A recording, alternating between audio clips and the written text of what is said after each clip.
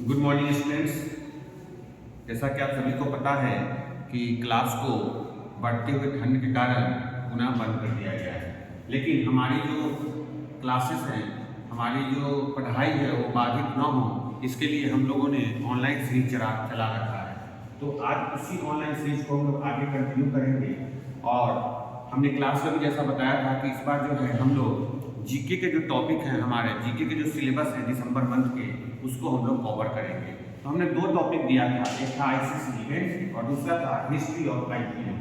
तो आज हम लोग कवर करेंगे आईसीसी इवेंट को। आईसीसी इवेंट को आज हम लोग कवर करने वाले हैं। हम लोग आईसीसी इवेंट के बारे में पढ़ेंगे। तो आप सभी को जैसा कि पता है कि आईसीसी का जो फुल फॉर्म होता है वो इंटरनेशनल क्रिकेट काउंसिल होता है, लेकिन जब इसकी स्थापना हुई उस समय इसका नाम आईसीसी यानी इंपीरियल क्रिकेट काउंसिल हुआ करता था। ठीक है, उस समय इसका नाम इंटरनेशनल क्रिकेट काउंसिल नहीं था। तो हम लोग सबसे पहले बात करेंगे इसके फाउंडेशन ईयर के बारे में, यानी फाउंडेशन डेट के बारे में। तो इसका फाउंडेशन डेट जो था वो था 15 जून 15 जून 1909। इसी समय इसकी स्थापना हुई थी, यानी 1909 में आईसीसी की स्थापना हुई। आईसीसी का पहले पुराना नाम जो था वो था इंपीरियल क्रिकेट काउंसिल नहीं होकर ये कॉन्फ्रेंस हुआ करता था। क्या हुआ करता था?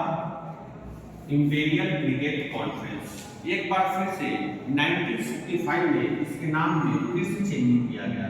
1965 में इसका नाम चेंज करके इंटरनेशनल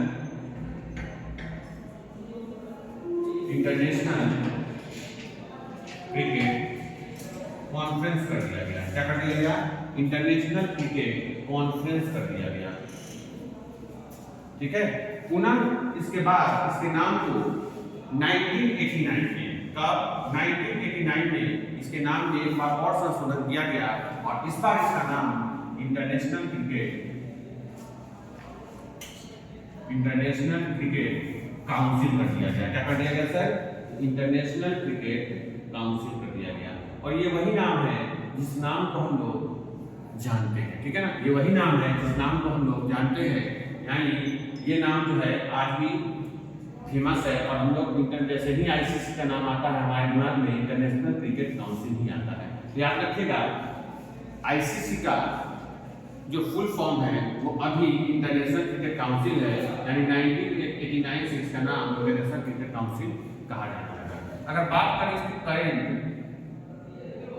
चेयरमैन के बारे में, तो इसके जो करेंट चेयरपर्सन है यानी चेयरमैन है वो है जय शाह। कौन है? जय शाह। तो जय शाह जो भारत के रहने वाले हैं और ये यंगेस्ट चेयरमैन है। याद रखिएगा, ये यंगेस्ट चेयरमैन है आईसीसी के। चाहे ये यंगेस्ट चेयरमैन है, सबसे युवा चेयरमैन है और इनका नाम है जय शाह।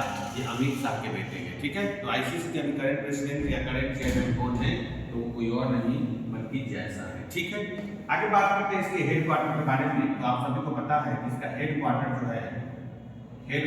है वो है दुबई। कहाँ है? दुबई। कहाँ पे है हेडक्वार्टर? अगर बात करें इसके हेडक्वार्टर के बारे में, तो इसका जो हेडक्वार्टर है वो कहाँ है आपका? दुबई। कहाँ है? दुबई। ठीक है, और ये हेडक्वार्टर 2005 से ही दुबई रखा गया है। अगर बात करें दुबई से पहले, तो दुबई से पहले इसका हेडक्वार्टर लंदन हुआ करता था। ठीक है ना, कहाँ हुआ करता था? तो लंदन। ये भी याद रखिएगा कि पहले इसका हेडक्वार्टर लंदन हुआ करता था, अभी 2005 से इसका हेडक्वार्टर दुबई है। ठीक है, तो यहाँ तक इसको नोट करेंगे, फिर हम लोग आगे बढ़ेंगे।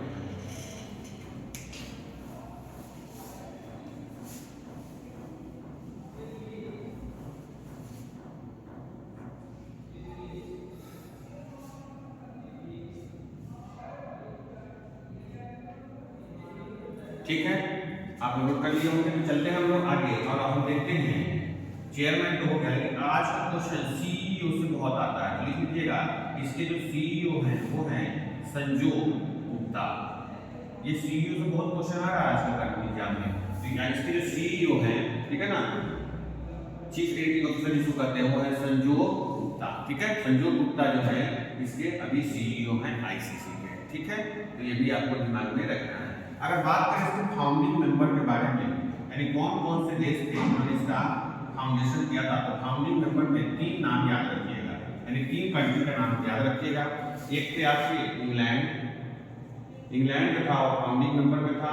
उसके बाद ऑस्ट्रेलिया याद रखिएगा, और तीसरा याद रखिएगा साउथ अफ्रीका। ये तीनों देश जो थे, इन्हीं तीनों देशों ने सबसे पहले आईसीसी की शुरुआत की थी। कौन कौन? तो आपके इंग्लैंड हो गए, उसके बाद ऑस्ट्रेलिया और साउथ अफ्रीका, ठीक है। इंग्लैंड, साउथ अफ्रीका और ऑस्ट्रेलिया। अगर कोई पूछे कि बताओ भाई भारत इसमें कब जुड़ा, ठीक है, तो 1926 का साल था, 1926 याद रखिएगा, ये साल था 1926 यानी 1926 में इसमें 3 देश और जुड़े, और वो था आपका प्यारा प्यारा भारत, दूसरा था न्यूजीलैंड, कौन था? तो न्यूजीलैंड था, और तीसरा अगर बात करें तो तीसरा वेस्ट इंडीज हुआ करता था, वेस्ट इंडीज हुआ करता था। ये 3 देश और 3 देश यानी 6 देश मिल करके आगे बढ़ रहे थे।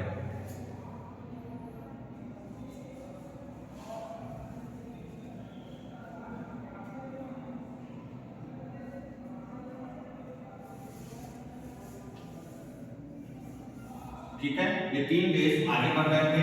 1952 में यानी 1952 में जब भारत का विभाजन हो गया पाकिस्तान से, तो पाकिस्तान जो है इसमें 7वां कंट्री उभर करके निकला, ठीक है। मैं ये परमानेंट मेंबर के बारे में बात कर रहा हूँ, ठीक है। जितने भी मेंबर है ये सब परमानेंट मेंबर है, यानी फुल मेंबर कर सकते हैं आप इसको।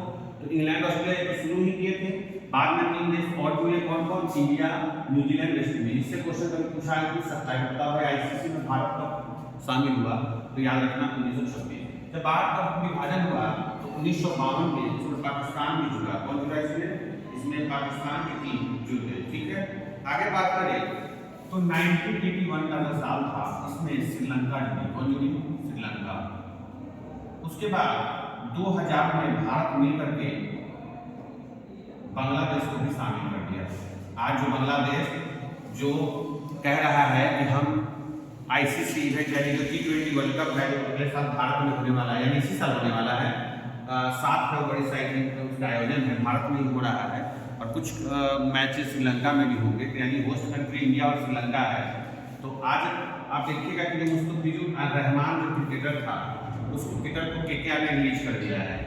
तो अब बीसीबी जो था, बांग्लादेश क्रिकेट बोर्ड, उसने कहा है कि हम जो है वर्ल्ड कप खेलने भारत नहीं जाएंगे, और इसका उसने कारण दिया है कि भारत में सुरक्षा के जो इंतजाम है वो अच्छे नहीं है, इसलिए हम भारत ट्रेवल नहीं करेंगे, हमारे लिए कोई न्यूट्रल वेन्यू तय किया जाए। अब देखो वही बांग्लादेश है जिसको भारत टेस्ट नेशन खेलने लायक बनाया। आपको पता होगा जब मोहन डालमिया जो थे, इन्होंने ही 2000 में जाकर के आईसीसी को बोला कि भाई बांग्लादेश को भी क्या करो, तो बांग्लादेश को भी शामिल करो टेस्ट प्लेइंग नेशन में, तब जाकर बांग्लादेश 2000 में टेस्ट प्लेइंग नेशन में शामिल हुआ था। तो बताओ ये बांग्लादेश आज भारत के लिए थ्रेट बना हुआ है, ठीक है। देखते हैं इस पर क्या बीसीसीआई और आईसीसी मिलकर के क्या निर्णय लेता है, लेकिन जहाँ तक मेरा मानना है बीसीसीआई या आईसीसी इसके लिए कहीं से भी न्यूट्रल वेन्यू तैयार नहीं करने वाला, क्योंकि ऑलरेडी हम पाकिस्तान के लिए न्यूट्रल वेन्यू तैयार किए हुए हैं। श्रीलंका में हम लोग क्रिकेट खेलेंगे पाकिस्तान के साथ, और बांग्लादेश के लिए भी अगर ऐसा किया जाता है तो फिर भारत का जो खुद का आयोजन करने का जो उनका जो प्लान है वो तो कहीं ना कहीं धराशायी हो जाएगा। इसलिए हमें नहीं लगता कि भारत बांग्लादेश को न्यूट्रल वेन्यू देने वाला है, ठीक है। खैर देखते हैं इस पर हमारा क्या स्टैंड होता है, बीसीसीआई और आईसीसी मिलकर के दोनों क्या स्टैंड लेते हैं, ठीक है। तो याद रखिएगा बांग्लादेश कब शामिल हुआ, तो बांग्लादेश 2000 में शामिल हुआ, यानी इधर से 3 3 6 7 8 और 9 ये 9 देश थे जो टेस्ट प्लेइंग नेशन थे। उससे पहले मुझे याद है कि जिम्बाब्वे जो था वो बांग्लादेश से पहले शायद 1989 का जो साल था या 1991 का जो साल था उसमें जिम्बाब्वे ऑलरेडी जुड़ चुका था। तो ये 10 प्लेइंग नेशन हैं अभी, ठीक है। अभी शायद 12 हैं, आयरलैंड और बांग्लादेश को भी, आयरलैंड और अफगानिस्तान को भी जोड़ दिया गया है। बाद में कौन कौन, तो 2017 में 2 और टेस्ट नेशन को जोड़ा गया, और वो थे अफगानिस्तान और आयरलैंड। तो ये 12 ये 12 ऐसे देश हैं जो टेस्ट खेलते हैं, और इन 12 का नाम तो आपको नहीं याद रखना है, लेकिन आप इतना जरूर याद रखिएगा कि जो फाउंडिंग मेंबर थे वो कौन थे और भारत इसमें कब शामिल हुआ, इतना आप याद रख सकते हैं। ठीक है, अगर बात करें आईसीसी इवेंट के बारे में, तो आईसीसी इवेंट में अभी तो चार तरह के इवेंट जोड़ दिए गए हैं। पहला, अगर बात करें टेस्ट में, तो टेस्ट चैंपियनशिप सबको जोड़ा गया, यानी टेस्ट चैंपियनशिप वर्ल्ड कप होगा। दूसरा T20 वर्ल्ड कप होगा। तीसरा अगर बात करें तो चैंपियंस ट्रॉफी होगा। और चौथा अगर बात करें तो वो ICC 50 over mains world cup होगा। यानी 4 तरह के का वर्ल्ड कप जो है वो ICC ऑर्गेनाइज करता है। कौन कौन? तो अभी हमने बताया ICC टेस्ट चैंपियनशिप, उसके बाद men's T20 world cup, men's 50 world cup और चैंपियंस ट्रॉफी। इन 4 तरह का आयोजन ICC करता आ रहा है। चलिए हम बारी से देखेंगे कि आखिर टेस्ट चैंपियनशिप की शुरुआत कब हुई, ICC मेंस T20 की शुरुआत कब हुई, चैंपियंस ट्रॉफी की शुरुआत कब हुई। इन सब के बारे में हम डिटेल में पढ़ेंगे और कोशिश करेंगे कि उससे जब तमाम फैक्ट को हम अच्छे से याद करें। तो यहाँ तक हो गया होगा तो हम इसको इरेज करेंगे।